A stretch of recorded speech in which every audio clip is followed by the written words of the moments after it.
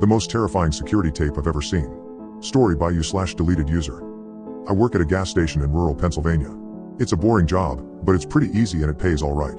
A few weeks ago, this new guy started. I'll call him Jeremy. Jeremy is weird. He's about 25 or 26, and he hardly speaks, but he's got the creepiest laugh I've ever heard. My boss and I have both noticed this, but it's never been a problem, so there's not much we can do about it. Customers have never complained about him, and he's always done his job fairly well. Up until a few weeks ago. Anyway, that's when things started going missing. Employee theft can be a problem at any business that sells consumer goods, and there's only one person working at a time at this gas station. It's a pretty small place. About 2 weeks ago, my boss started noticing that we were short on motor oil. At first, it was a few containers at a time, then entire shelves and boxes from the back room. Pretty soon entire shipments would be gone the day after we got them, and it would always be right after Jeremy's shifts. My boss has checked the security camera tapes from every single night he worked, but he could never catch him in the act. Jeremy would lock up at closing, then the motor oil would be gone the next day. My boss usually takes the tapes home with him to try and catch Jeremy stealing, but his daughter had a softball game last night, so he asked me to watch the tape for him. He offered to pay me overtime, under the table, so obviously I took that offer. There are 3 cameras, so he gave me 3 different tapes to check. I figured it would be a long night, but I'm trying to save up for vacation, so I really needed the money. I took the tapes home, popped them in an old VCR and sat back. 2 days ago, the last time he worked, Jeremy started at 4 p.m. Everything seemed pretty normal at first. He counted up his drawer, switched off with the girl who was working before him, and waited for a customer. The first person who came in was Mrs. Templeton. The timestamp on the video read 4:03, a regular. She picked up her cigarettes and a newspaper, and paid with a 20. Nothing unusual there. The next customer was some local guy named Ron. He drives a motorcycle, usually comes in every few days. He filled up his tank, got a bag of beef jerky, paid with his credit card, and then left. Next was some guy with a cowboy hat. I'd never seen him before, but we get plenty of strangers passing through, just like at any gas station. He got $40 worth of diesel fuel, paid with a $100 bill, and went on his way. I sat back inside. The only thing more boring than doing this job is watching someone else do it. My boss's offer was enough to keep me watching though, so I left the tape on. Everything seemed pretty normal. I had a feeling that if Jeremy was stealing motor oil, he knew we were suspicious of him by now. I didn't expect him to be dumb enough to let us catch him on camera. Things stayed boring and routine until about 5 o'clock. At 5:03, Mrs. Templeton came back in. She must have forgotten something. But she didn't. She bought the same pack of cigarettes as before, and the same newspaper. She paid with another 20. That's odd, I thought, but then again, she's a little absent-minded. I thought Jeremy should have told her she already got her smokes, but it's not against the rules to sell somebody the same thing twice. That's when Ron came in again. He bought another tank of gas. For his motorcycle again. I later checked the outdoor camera because I thought maybe he had another car he wanted to fill up, and the same pack of beef jerky. He paid with his credit card again. No big deal, I figured this was just a weird coincidence. Mrs. Templeton is forgetful and Ron probably owns more than one Harley. That's when the guy in the cowboy hat came back in. I felt a chill run down my spine. Don't get diesel, don't get diesel, I found myself whispering to my empty living room, but he did. He got $40 worth of diesel fuel and paid with another $100 bill. Every move he made was identical to his first visit, right down to the way he scratched his nose before he walked out. Either this guy is rich, owns a lot of trucks, and just moved into town, or something really bizarre was happening. I kept watching.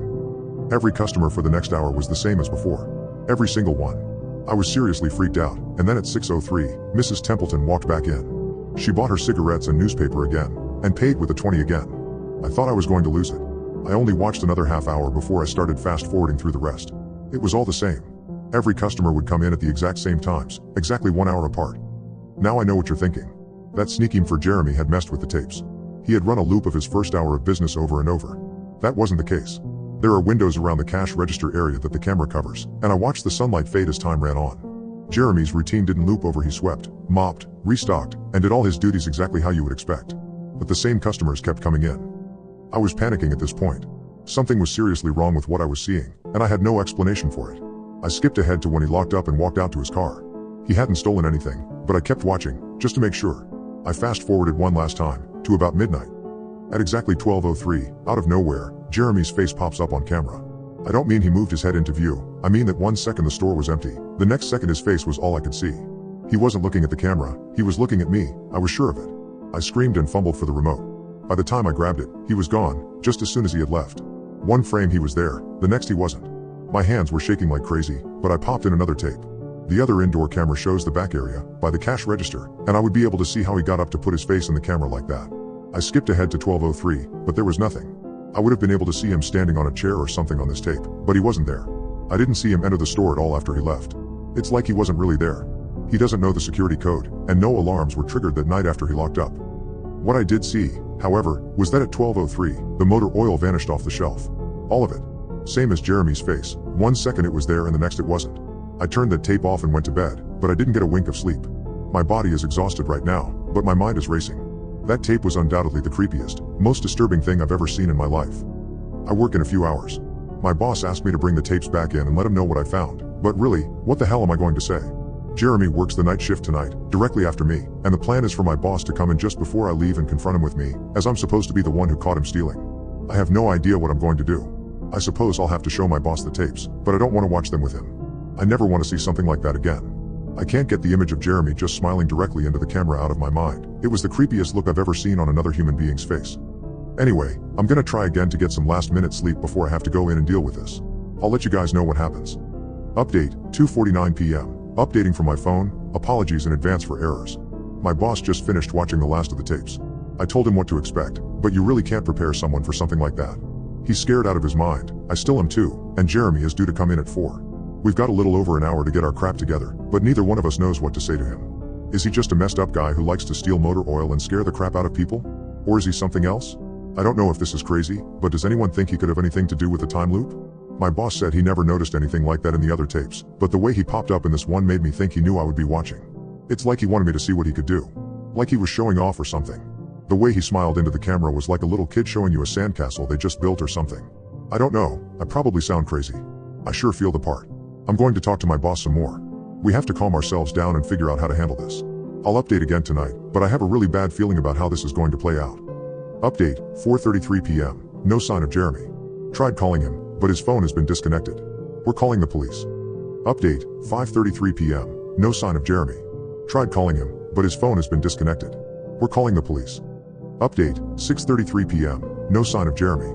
Tried calling him, but his phone has been disconnected. We're calling the police. Update, 7:33 p.m. No sign of Jeremy.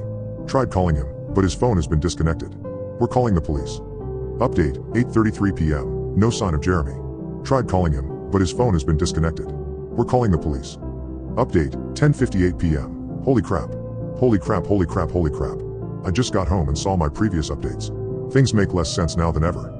Here's what I can tell you. I went to work, Jeremy never showed up, my boss and I decided to call the police, as you're well aware. When I picked up the phone to call, though, the sun went out. I kid you not, that's what I thought happened. Apparently I blacked out for exactly 5 hours, because when I looked at the clock, it was 9:33. I think I got stuck in Jeremy's time loop, and then I snapped out of it at the exact point I blacked out, if that makes sense. But that's when things got really weird. My boss was right next to me when I blacked out, ready to corroborate my story to the cops. When I came to, the phone was in my hand, but it was dead. Not even a dial tone. My boss was still right there, but he wasn't moving. He was standing up, but frozen. I looked at the clock again, and it wasn't moving. The second hand was stuck on the 12. It was 9:33 exactly. The clock on the register, computer screen, wasn't moving either. My phone was frozen. There was even a customer at the register, waiting for my boss to get him cigarettes. I'm betting that would have been his 5th pack of the day.